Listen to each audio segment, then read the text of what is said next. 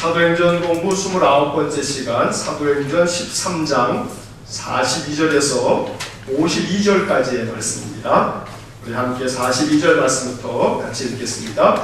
그들이 나갈새 사람들이 청하되 다음 안식일에도 이 말씀을 하라 하더라. 회당의 모임이 끝난 후에 유대인과 유대교에 입교한 경건한 사람들이 많이 바울과 바나바를 따르니 두 사도가 더불어 말하고 항상 하나님의 은혜 가운데 있으라 권하니라. 그 다음 안식일에는 온 시민이 거의 다 하나님의 말씀을 듣고자 하여 모이니 유대인들이 그 무리를 보고 시기가 가득하여 바울이 말하는 것을 반박하고 비방하거늘 바울과 바나바가 담대히 말하여 이르되 하나님의 말씀을 마땅히 먼저 너희에게 전할 것이로되 너희가 그것을 버리고 영생을 얻기에 합당하지 않은 자로 자처하기로 우리가 이방인에게로 향하노라. 주께서 이같이 우리에게 명하시되 내가 너를 이방의 빛으로 삼아 너로 땅 끝까지 구원하게 하리라 하셨느니라 하니 이방인들이 듣고 기뻐하여 하나님의 말씀을 찬송하며 영생을 주시기로 작정된 자는 다 믿더라. 주의 말씀이 그 지방에 두루 퍼지니라. 이에 유대인들이 경건한 비구인들과 그 신의 유력자들을 선동하여 바울과 바나바를 박해하게 하여 그 지역에서 쫓아내니 두 사람이 그들을 향하여 발에 티끈을 떨어버리고 이고니온으로 가거늘 제자들은 기쁨과 성령이 충만하리라. 아멘. 자, 프린트물 앞에 한번 우리 같이 보시겠습니다. 앞에 우리 서론으로 써놓은 글을 한번 같이 천천히 한번 같이 읽겠습니다. 비시디아 안디옥에서 펼친 선교는 성공적이었습니다. 바울의 설교를 듣고 회당에 모였던 많은 사람들이 복음을 받아들였고 다음 안식일에도 이 말씀을 하라며 복음에 대해 적극적인 반응을 보였습니다. 반면 그곳에서도 복음의 반대자들이 있었습니다. 바울과 바나바는 그 지역에서 쫓겨나 이고니온으로 가야만 했습니다. 하지만 그들은 담당했습니다. 유대인이 복음을 받아들이지 않자 그러면 이 이방인에게로 향하겠다 하면서 조금도 박해를 두려워하지 않았습니다. 바울과 바나바의 사역은 성령께서 이끄시는 대로 순종하며 나아갔습니다. 어디를 가든지 복음을 받아들이는 사람이 있는가 하면 복음을 반대하는 사람들도 있기 마련입니다. 그러므로 그 결과는 하나님께 맡기고 우리는 복음 전도의 몫만 성실히 감당하면 됩니다.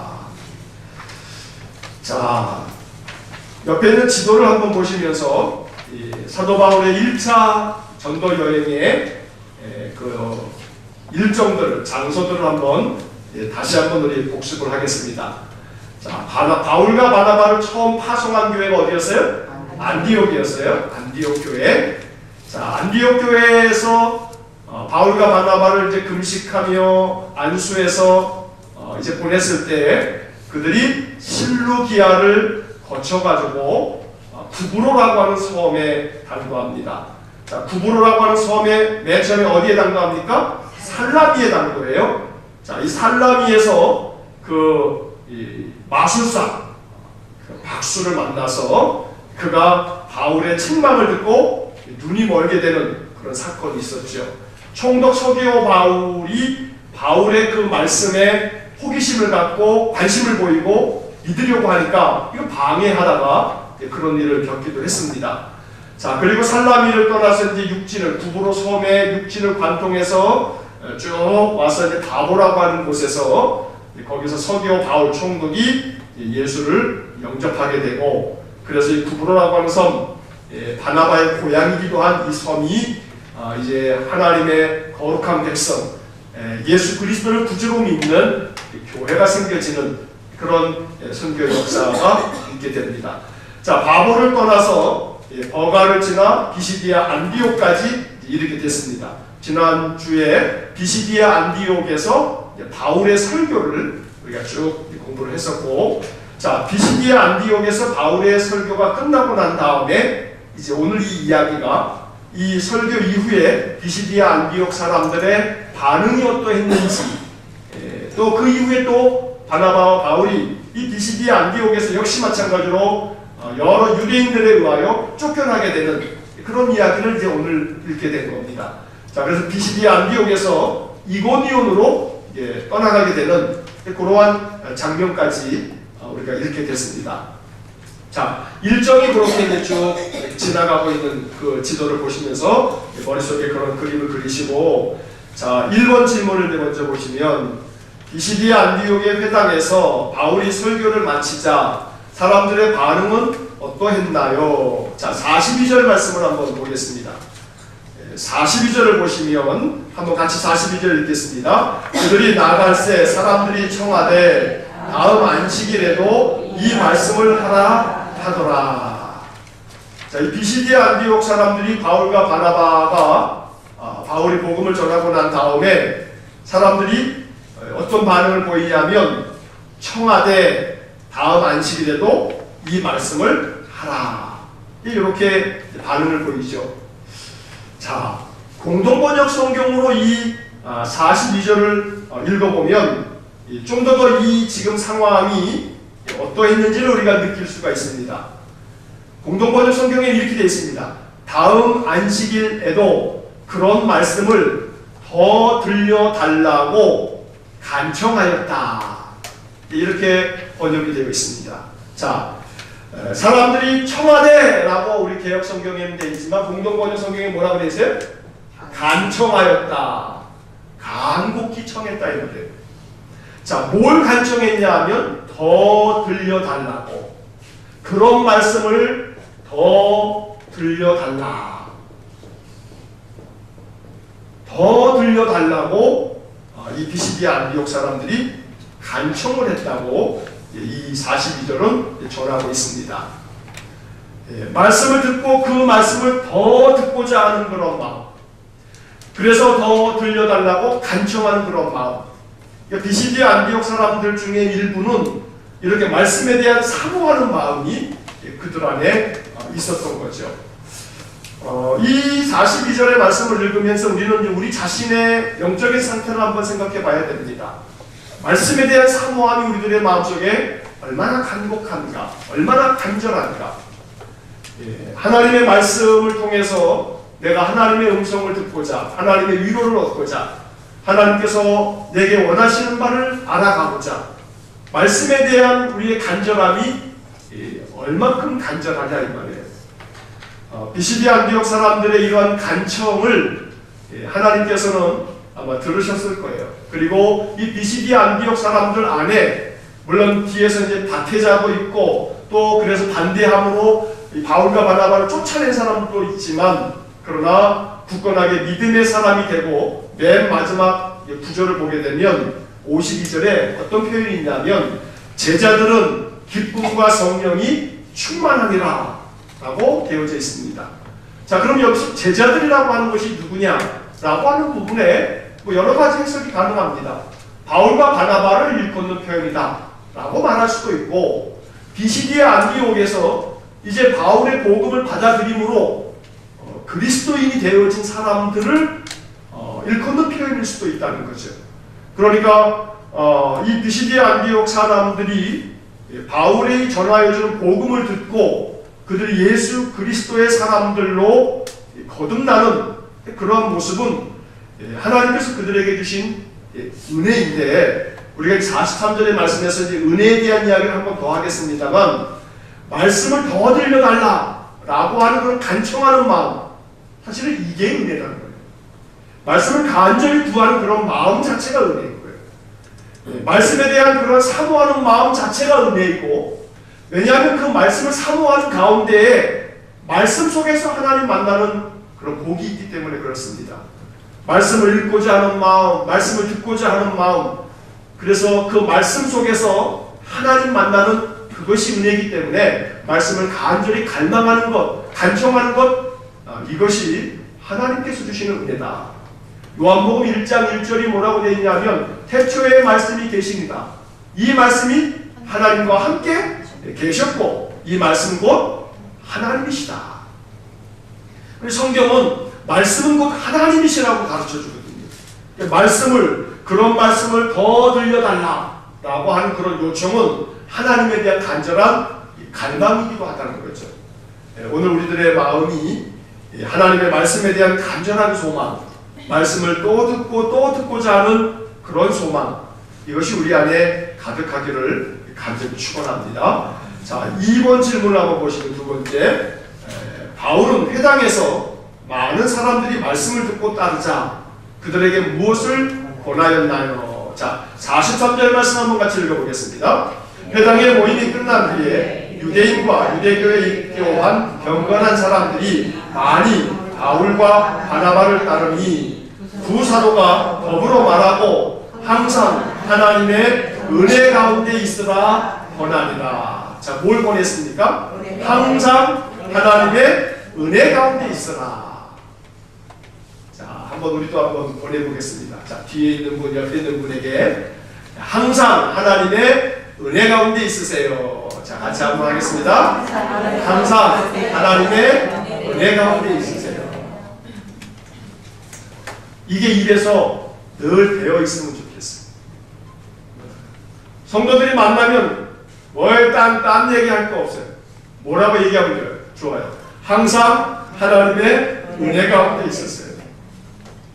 주일날 만나고 서로 돌아가고 헤어지면서 항상 이번 한 주도 하나님의 은혜 가운데 있으세요. 사도 바울이 가르쳐준, 보여준 그런 축복의 인사예요.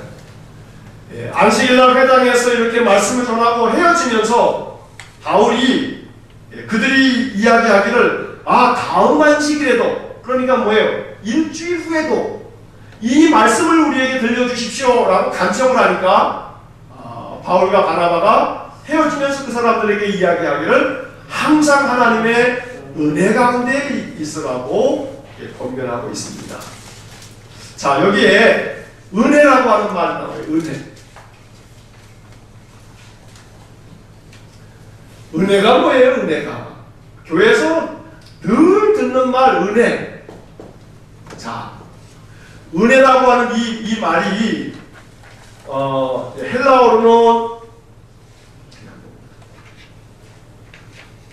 헬라어로는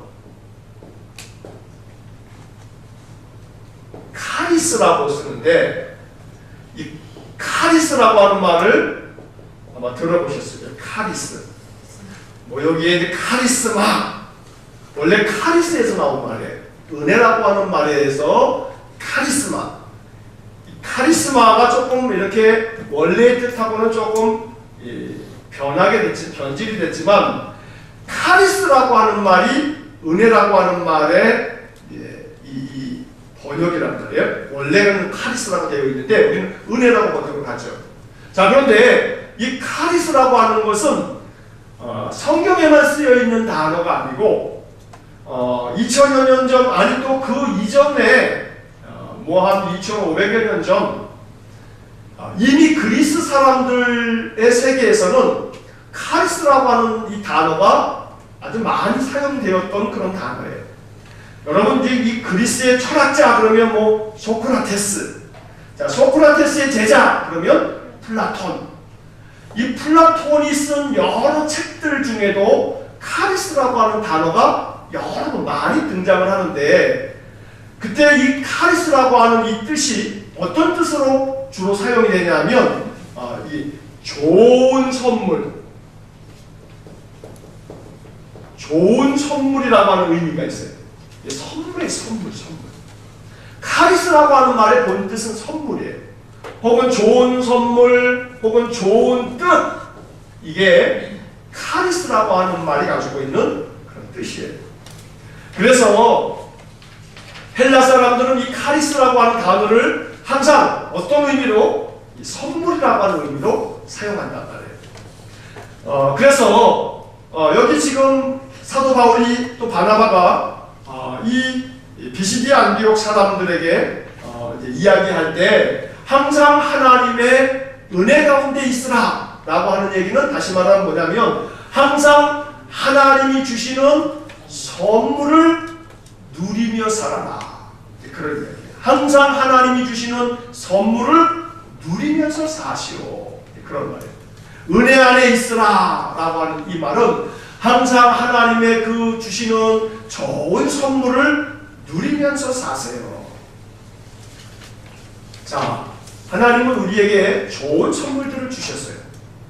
아주 좋은 선물들을 주셨어요. 오늘 아까 낮에 오전에 원당에서 쭉 들어가면 그 시청 쪽 그 길에서 쭉 들어가면은 그 1489수 있지 않습니까? 거기 쭉 있는데 거기서 또 왼쪽으로 쭉 들어가게 되면 비닐하우스로 되어진 교회가 있어요. 우리 시찰 안에 있는 교회인데 오늘 노회 몇몇 목사님들하고 거기를 이제 방문을 했는데 여자 목사님이세요. 여자 목사님 목회를 하시는데 정발산 쪽에서 목회를 하시다가 여러 가지로 이제 이유가 있어서 이제 그쪽으로 가셔서 비닐하우스를 이렇게 한 동 이렇게 지으시고 거기서 이제 교인들 이렇게 작지 않은 이제 작은 교인들과 함께 신앙생활을 하시는데 지난 5월달에 이 목사님이 위암으로 수술을 하셔서 위를 3분의 1을 절제를 하시는 거예요. 그래서 이제 그 비닐하우스에서 이렇게 목회를 이렇게 하시는데 목사님 참 아주 바르시고 아주 건강한 마음을 가지고 계신 그런 분이시더라고요. 근데 이제 그분하고 이제 몇몇 목사님들하고 장로님하고 같이 이렇게 이야기들을 나누는데 그분이 그 한 2-3시간 같이 이렇게 있으면서 이야기하는 중에 제 마음속에 참 마음이 와닿는 것이 이게 수술을 하고 보니까 모든 게 다 은혜라는 게 모든 게. 그 이전까지는 몰랐는데 이제 아픈 사람들의 마음도 이제 자기가 위를 반 이상을 이렇게 잘라내고 나니까 모든 게 은혜인데 그 중에 그분이 뭐라고 말씀하시냐면 김치를 먹을 수 있다는 게 그렇게 은혜라고. 김치를 먹으면서 나는 은혜라고 하는 거를 모르고 살았는데 김치를 먹으면서 왜냐하면 위를 잘라냈으니까는 이게 매운 걸 또 더더군다나 못 먹지 않겠습니까? 근데 이제 5월달에 수술하고 몇 개월이 지나면서 지금 이제 조금씩 김치를 먹는데 김치를 먹는 게 은혜라는 거예요. 근데 이제 옆에 있었던 장로님 한 분이 승리교회 장로님이신데 여기 냉천초등학교라고 있어요. 저희 사택 가는 쪽에 예니골 건너편 냉천초등학교 교장 선생님이더라고요. 근데 이제 그 얘기를 듣다가 이 냉천초등학교 교장 선생님 이제 그 장로님이 자기도 수술을 이 편도 쪽에 편도암이 생겨서 수술을 이렇게 했었더라고 5년 전에 그런 얘기를 하시는데 이 편도암으로 이 편도 쪽을 다 절개를 하고 그리고 방사선 치료를 하는데 방사선 치료를 이쪽을 하다 보게 되면 이게 암세포만이 아니라 정상세포도 이게 이제 막 방사선을 이렇게 쬐면은 이게 손상을 입지 않습니까? 그러면서 이 혀 쪽으로 이게 다 이쪽이니까 이렇게 이 방사선을 쬐니까 그 방사선 치료를 받고 한동안 혀에 미각을 잃어버린 거예요. 방사선 치료 때문에. 그러니까 혀가 방사선 치료하고 난 다음에 음식을 먹으면 혀에서 맛을 아무것도 못 느끼는 거예요. 그래서 이 혀에 하나님이 얼마나 신비막측하게 지으셨는지 이 혀로 그 모든 맛을 느낄 수 있다라고 하는 게 얼마나 감사한 일인지 그러면서 그 장로님이 한마디를 당신 이야기를 덧붙이시면서 당신은 음식 드시면서 이 맛을 느낀다라고 하는 게 얼마나 은혜인지 근데 우리는 뭐 먹을 때마다 이게 뭐 맛이 있네 없네 저도 자주 그럽니다만 뭐 맛이 있느냐 뭐 이제 그럽니다만 어쨌든 그 맛이 없는 것조차도 느낄 수 있는 것만으로도 이게 얼마나 은혜인지.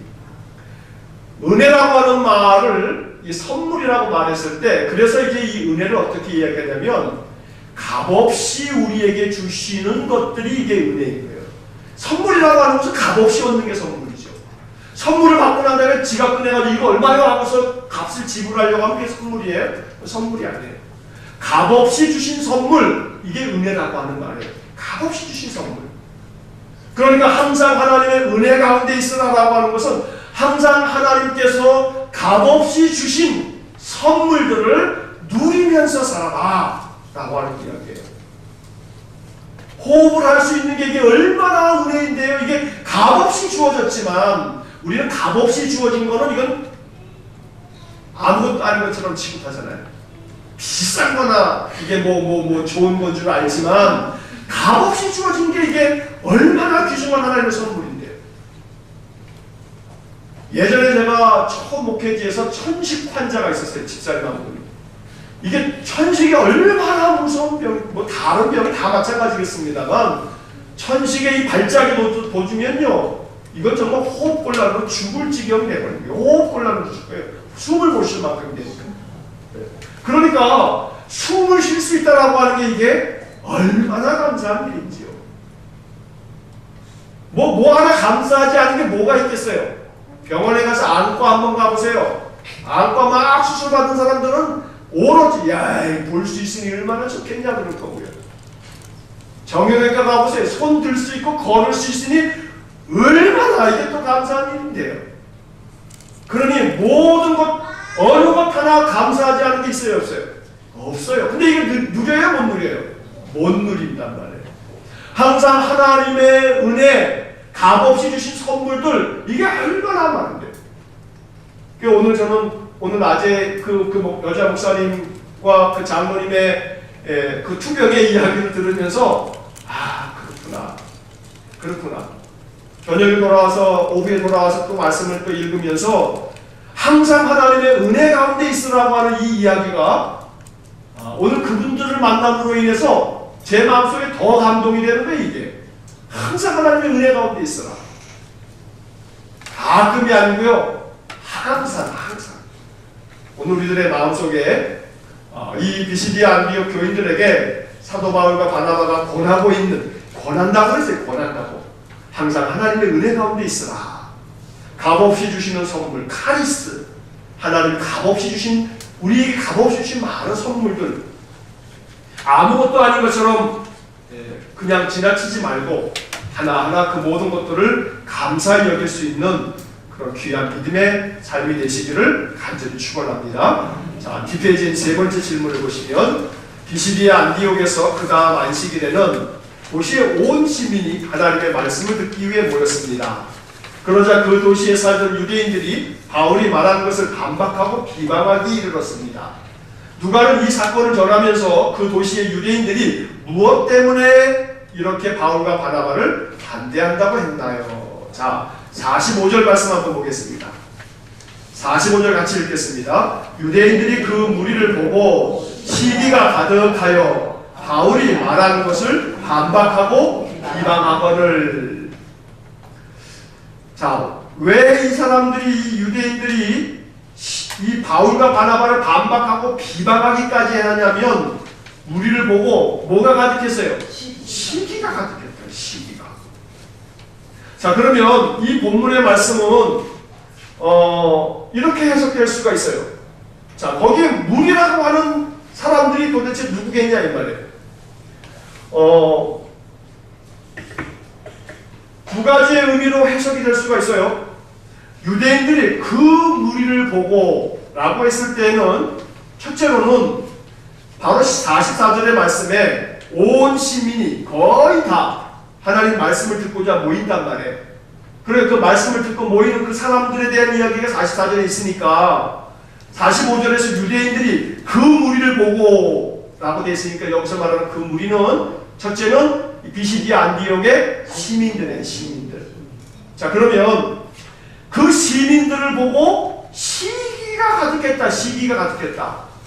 자, 그러면 시기라고 하는 말이 무슨 뜻이냐면 남이 잘 되는 거 보고 샘내는 거예요.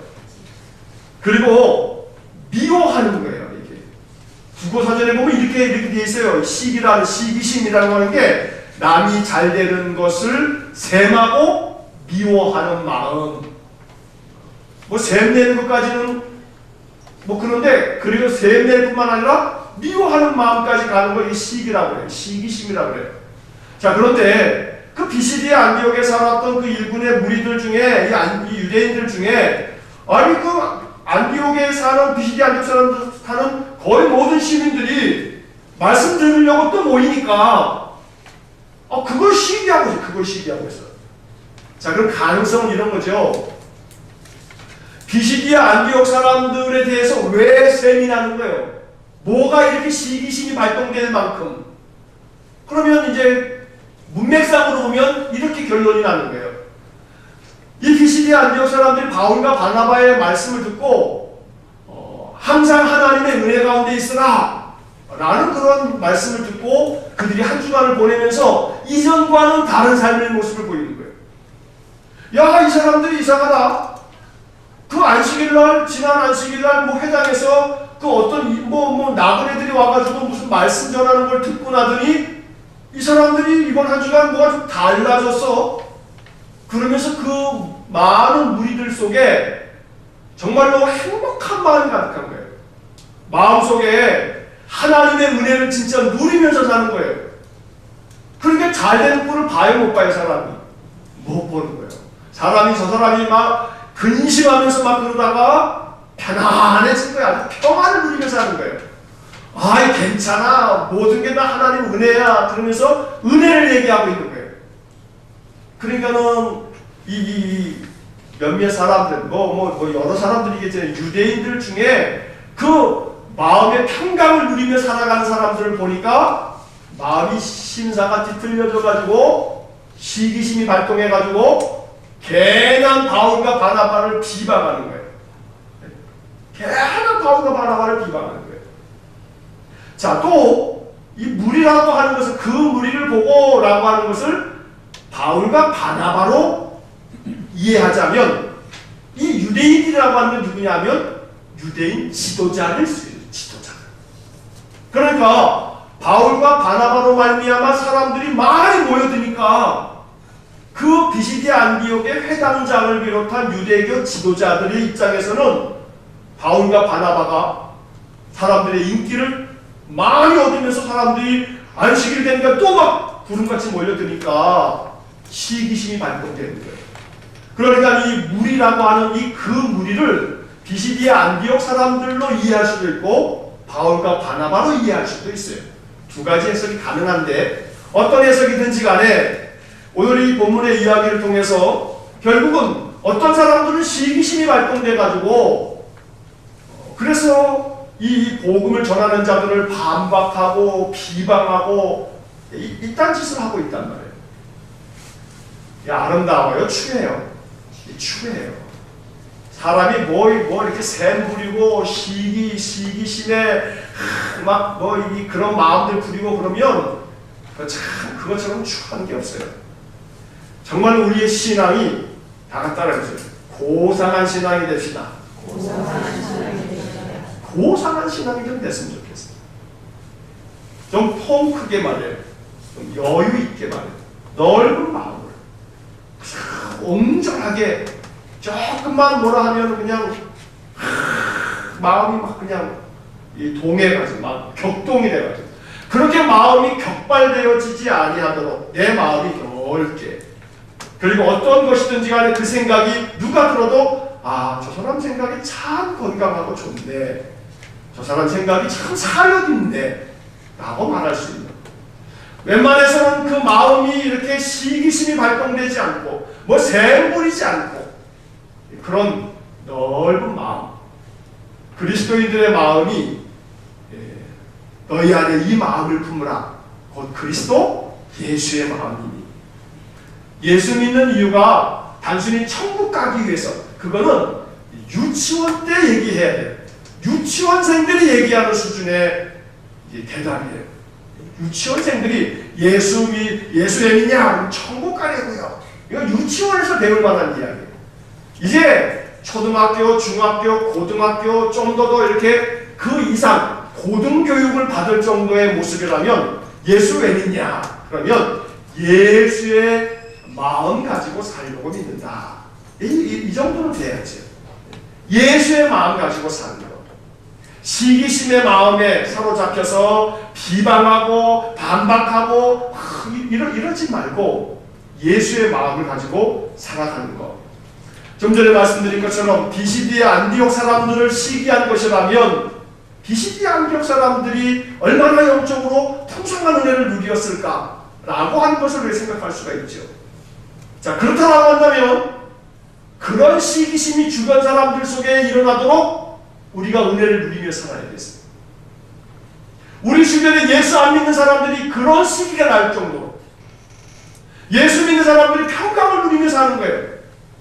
인생에 살면서 예수 믿는 사람들이 평화를 누리며 사는 거야, 마음에. 그러면 옆 사람들이 막 시기하는 거예요. 왜? 우리가 하나님의 값없이 주신 은혜를 누리며 사니까 말이에요. 창세기 26장에 보게 되면 이삭이 그 우물 이야기가 나오죠.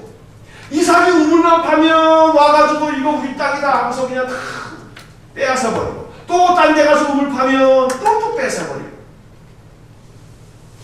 자, 그 창세기 26장에 보게 되면 이삭이 거부가 됐어요. 우리 한번 잠깐, 이거 아주 참 귀한 말씀인데 창세기 26장을 한번 보겠습니다. 창세기 26장 12절 말씀입니다. 창세기 26장 12절과 13절과 14절 한번 같이 한번 읽어보겠습니다. 이삭이 그 땅에서 농사하여 그해 100배나 얻었고 여호와께서 복을 주심으로 그 사람이 창대하고 왕성하여 마침내 거부가 되어 양과 소가 떼를 이루고 종이 심히 많음으로 블레셋 사람들이 그를 시기하여. 여기 시기라는 말이 나오죠.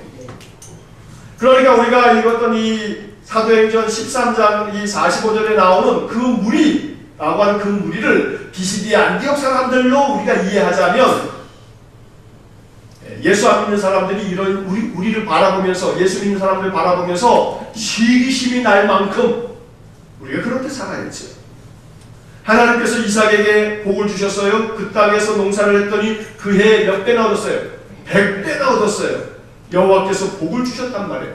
그 사람이 창대하고 왕성하여 마침내 뭐가 됐어요? 거부가 됐어요. 얼마나 좋아요. 거부가 됐어.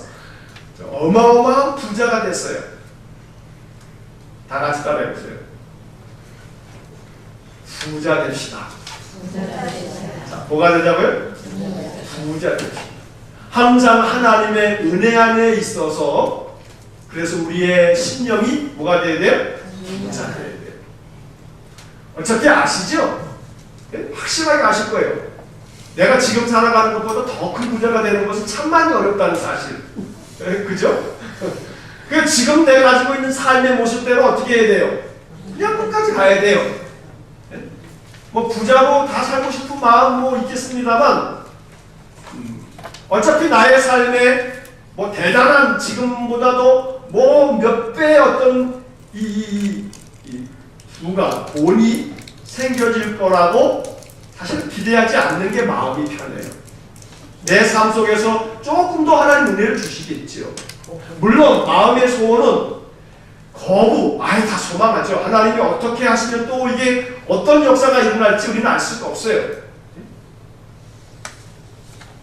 그렇지만 객관적으로 나의 삶에서 물질적인 부분에서의 거부가 된다라고 하는 것에 대해서는 우리의 마음을 현실적으로 잘 지혜롭게, 이게 마음의 그런 어떤 이 헛된 꿈을 꾸지 않는 것이 지혜로움인데, 영적으로 어떻게 돼야 돼요? 영적인 부요한 자가 돼요. 영적인 부요한 자.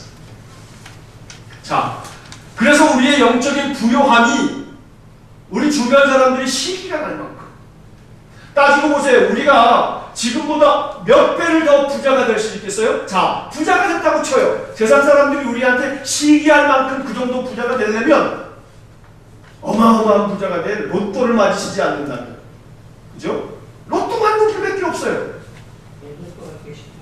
로또가 그런다지 않습니까? 로또의 확률이 벼락을 맞아서 죽어야 되는데 다시 한번 거기서 살아나야 된대요.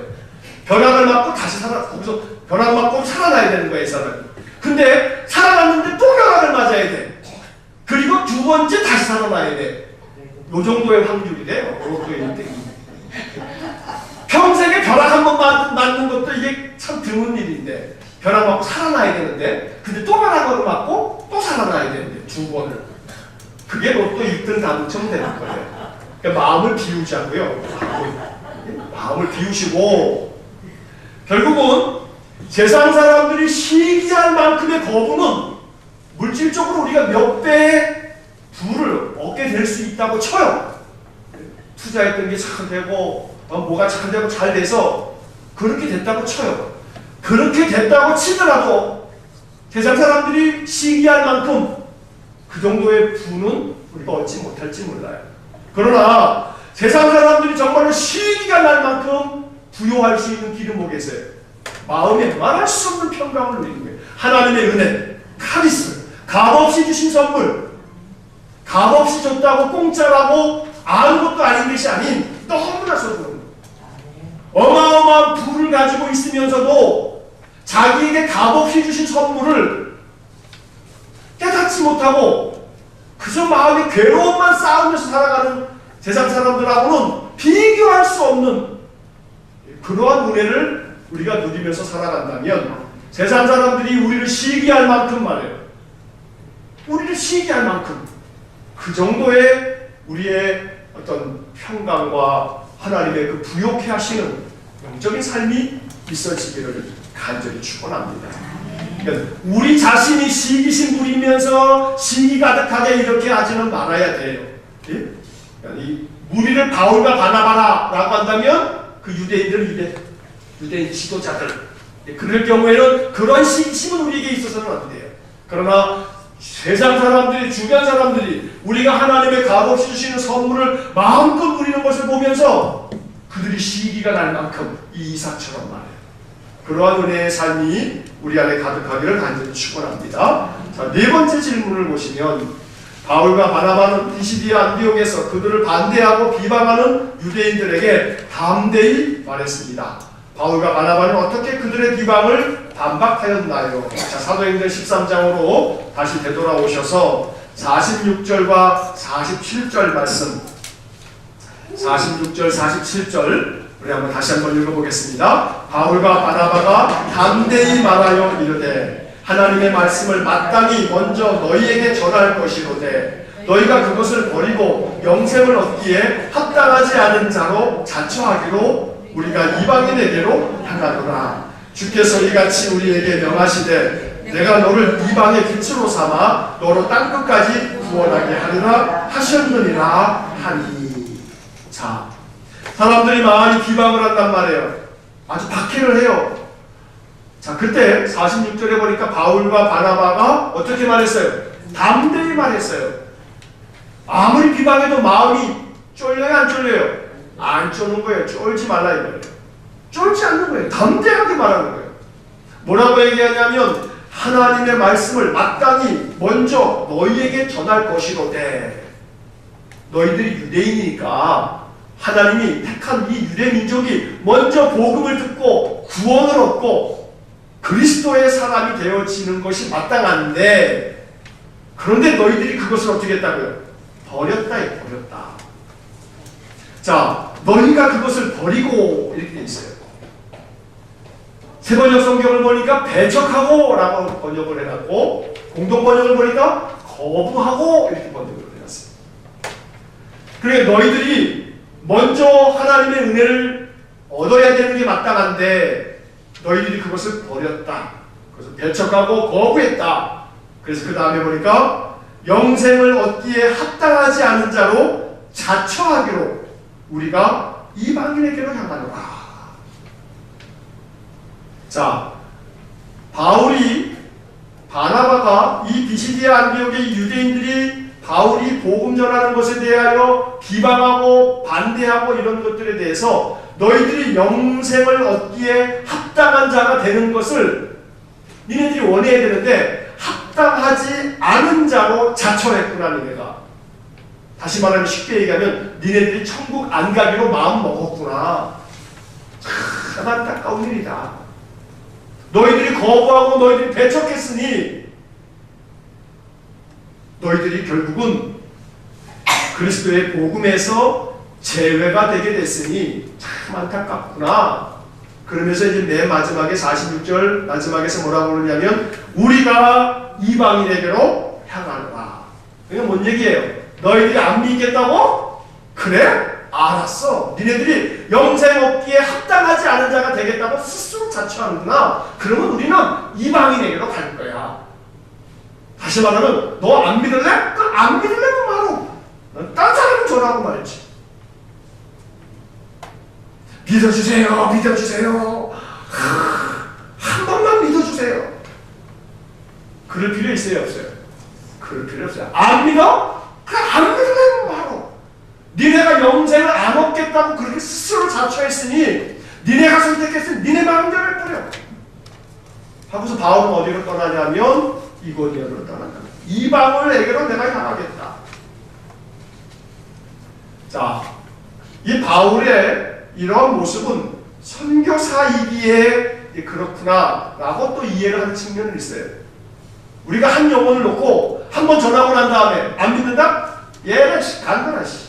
내가 너한테 복음을 전하보자. 네 손해지 내 손해냐? 간도 해버리면 돼야 안 돼? 네, 그러면 안 되죠. 이건 선교사이니까 선교사가 그 지역만 붙들고 목회하는 목회자가 아니니까 목회자를 세워놨으면 아마 바울은 그 세워진 목회자에게 다른 말을 전했을 거예요 아마. 그러니까 이 이야기를 우리가 또 오해하면 안 돼요. 한 번 전하고 에이 안 믿었니? 차까지다 이러면 안 돼. 우리들에게 있어서는. 그러나 중요한 것은 바울이 이렇게 이야기하며 바울은 너희들이 이렇게 버렸으니 너희들이 선택한 것에 대해서는 너희들 책임이야 라고 말하고 있는 것이에요. 자, 언제나 복음을 전함에 있어서는 이 46절의 말씀 속에 바울과 바나바처럼 담대함이 있어야 돼요. 예수 믿으라고 전하는 것이 얼마나 속에서부터 그냥 막 오그라들어가지고 그냥 그 사람이 나를 뭐라고 할까봐 내가 욕을 먹을까봐 그냥 그러면 돼요 안 돼요? 그러면 안 돼요. 그 사람이 뭐라고 하면 그러면 그러든지 그래? 알았어. 그럼 뭐 너가 그렇다면 뭐. 그러나 우리에게 바울과 바나바처럼 담대한 마음. 우리가 이방인에게 향하노라 라고 하는 이 바울과 바나바의 이야기를 통해서 우리가 엿볼 수 있는 것은 바울과 바나바의 마음속에는 유대인에게 너희들에게 먼저 마땅히 전해야 되겠기에 전하지만 나의 사명은 바울을 이미 회심할 때부터 이방인을 위한 나의 그릇이라고 주님께로부터 들은 말씀이 있는 거예요. 그러니까 그의 사명을 알기 때문에 유대인에게 먼저 기회를 주지만 바울은 자기에게 주신 사명을 향해서 가겠다고 지금 말하고 있는 거죠. 자, 다섯 번째 질문이 이제 이 이야기를 담고 있는데 바울과 바나바가 이제 이방인에게로 향하겠다라고 선언하자 유대인들과 이방인들의 반응은 정반대였습니다. 그들은 각각 어떠한 반응을 보였나요? 자, 이방인들은 48절 말씀 한번 읽어보겠습니다. 이방인들이 듣고 기뻐하여 하나님의 말씀을 찬송하며 영생을 주시기로 작정된 자는 다 믿더라. 이거 이방인들의 반응이에요. 우리가 이제 이방인에게로 가겠다라고 얘기하니까 이방인들은 기뻤어요. 사도 바울이 이제 이방인들에게 복음을 전하겠다고 이야기하니까 듣고 기뻤어요. 그리고 하나님의 말씀을 찬송하면서 그러면서 그들이 믿게 됐다 이 말이에요. 영생을 주시기로 작정된 자는 다 믿더라. 자, 하나님께서 영생을 주시기로 작정된 자는 마음에 믿음을 갖고 믿게 되는 거예요. 제가 종종 몇 차례 말씀을 드렸는데 우리가 믿음을 갖게 되는 것은 하나님의 은혜예요. 전적인 하나님의 은혜예요. 자, 하나님 나라에 어떻게 하면 가느냐 니고데모가 궁금해했을 때 예수님은 뭐라고 대답하고 하냐면 물과 성령으로 거듭나야 된다. 처음에는 거듭나야 된다 그러니까 니고데모가 어떻게 못해 다시 들어갔다 다시 태어납니까?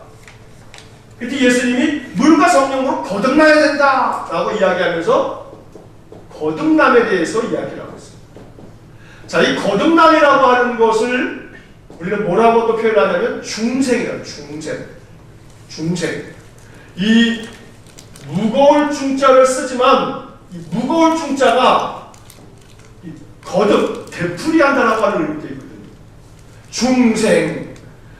거듭나는 거예요. 거듭나야지만 하나님 나라에 갈 수 있다. 자, 그랬을 때 믿음, 거듭남이라고 하는 것은 하나님이 주시는 선물이고, 이 거듭난 사람의 마음속에 무슨 마음이 드는 거냐면 믿음의 마음을 갖게 되는 거예요. 다시 말하면 믿음이 먼저냐 거듭남이 먼저냐, 믿음을 갖게 되면 거듭나는 거냐, 거듭났더니 믿음을 갖게 되는 거냐 라고 이야기할 때 후자가 맞는 거예요.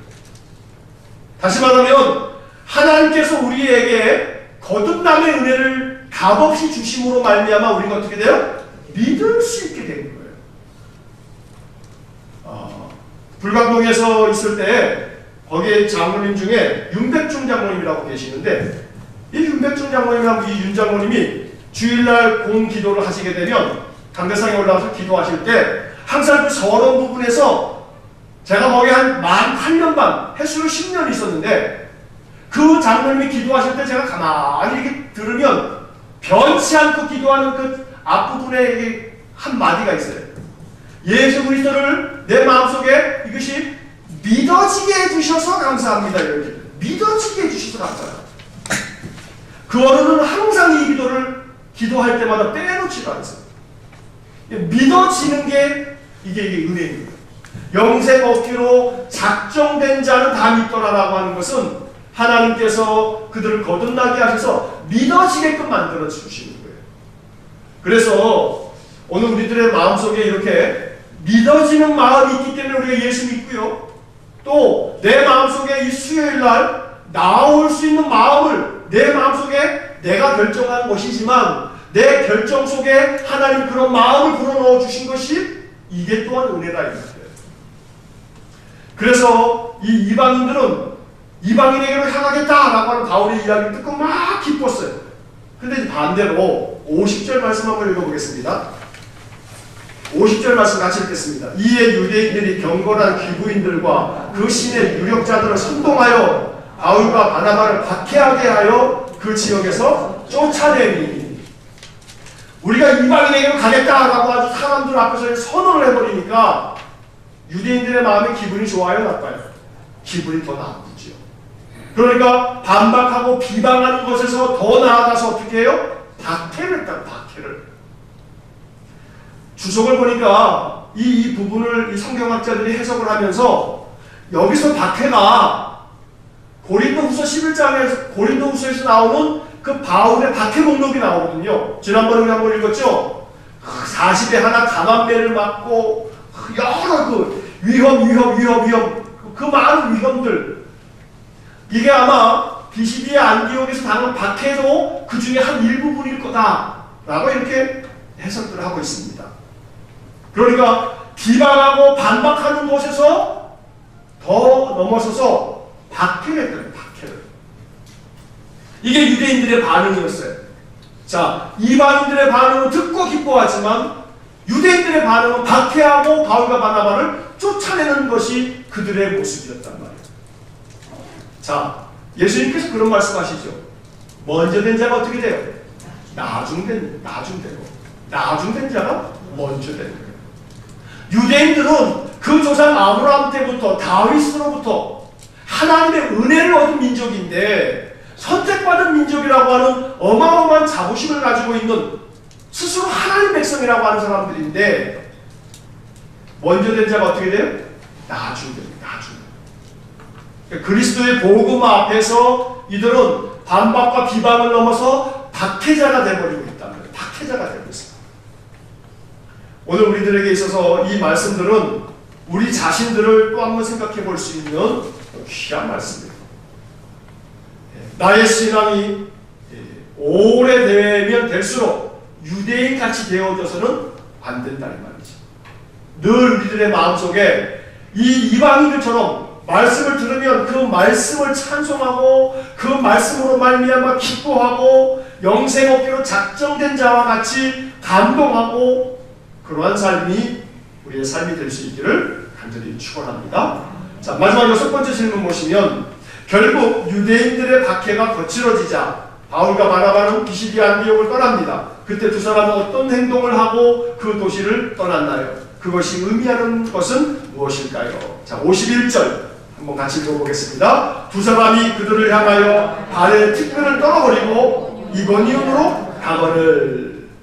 자, 이 두 사람이 이 비시디아 안디옥 사람들이 박해를 하니까 발에 있는 먼지를 에이씨 털어버리고 이고니온으로 가.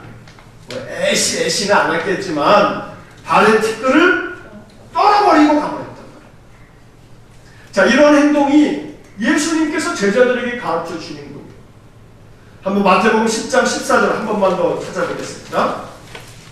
마태복음 10장 14절. 이건 바울과 바나바가 그때 생각나서 이렇게 했던 게 아니고 이 바울과 바나바가 주님께서 제자들에게 가르쳐 주셨던 이것을 제자들을 통해서 아마 들었을 거예요. 마태복음 10장 14절 한번 같이 읽겠습니다. 누구든지 너희를 영접하지도 아니하고 너희 말을 듣지도 아니하거든 그 집이나 성에서 나가 너희 발에 먼지를 떨어버리라. 너희 발에 먼지를 떨어버리라. 에이 재수없어. 그래서 에이 이렇게 털털 털어버리는 그런 어떤 마음은 아니겠습니다만 그러나 마음속에 이 발에 먼지를 털어버렸다는 것이 뭐예요? 이 말은 너희들에게 더 이상 남겨줄 하나님의 말씀이 없다. 너희들은 하나님의 은혜 얻을 자격이 없다. 말씀을 받아들이지 않는 자가 있거든 그저 먼지를 떨어버리고 그냥 가라. 다시 말하면 거기에 연연할 거 없다. 거기에 신경 쓸 거 없다. 그들의 결정이니 너희 책임이 아니다. 결국 바울과 바나바가 떠나간 후에 이 비시디아 안디옥에서 예수를 믿은 사람들도 있지만 그러나 또 다른 일군의 무리들은 예수를 믿지 아니하고 오히려 이 비시디아 안디옥 사람들이요 얼마나 지독한지요. 바울과 바나바가 이고니온에서 또 그 다음 지역으로 또 가도 얘네들이 계속 딴 곳까지 쫓아와요. 나중에 이제 보면 못된 놈들이에요. 이 양수 못된 놈들이에요. 바울이 딴 도시에 가도 거기까지 쫓아와요. 그러니 이 누가가 이 비시디아 안디옥의 이 유대인들을 일컬어서 표현하기를 우리가 지금 본 것처럼 영생을 주시기로 작정된 자가 아니라 영생을 얻기에 합당하지 않은 자로 자처한 사람들이라는 이 누가의 조금 아주 참 혹독한 이 혹평이 비시디아 안디옥 사람들에게 아주 걸맞는 표현이에요. 오늘 우리들이 13장 42절에서 52절까지의 이야기를 읽으면서 여러 가지 우리에게 주시는 말씀들이 마음속에 담겨지기를 원하고 그 중에서 단 한 가지의 말씀이라도 마음속에 우리가 꼭 붙잡고 무엇보다 항상 하나님의 은혜 가운데 있으라 라고 하는 이 권면을 마음속에 깊이 간직하여서 우리의 삶에 우리 주변에 예수 믿지 않는 사람들이 시기가 날 만큼 우리의 마음속에 평강을 누리며 살아가실 수 있기를 간절히 축원합니다. 마지막 52절의 말씀이 아까도 한번 봤습니다만 한번 같이 한번 읽어보겠습니다. 제자들은 기쁨과 성령이 충만하니라. 자, 여기 제자들이라고 하는 말 대신에 나는 이라고 하는 거예요. 나는 마지막으로 자, 시작. 나는 기쁨과 성령이 충만하니라. 할렐루야. 그래 주셔야 돼요. 나는 기쁨과 성령이 충만합니다. 오늘 이것이 우리가 누릴 하나님 주시는 값없이 주시는 귀중한 선물이 되시기를 간절히 축복합니다. 나는 기쁨과 성령이 충만합니다. 바로 그러한 충만한 삶이 되시기를 주의 이름으로 간절히 축원합니다. 이 시간에 우리 함께 같이 기도하시겠습니다.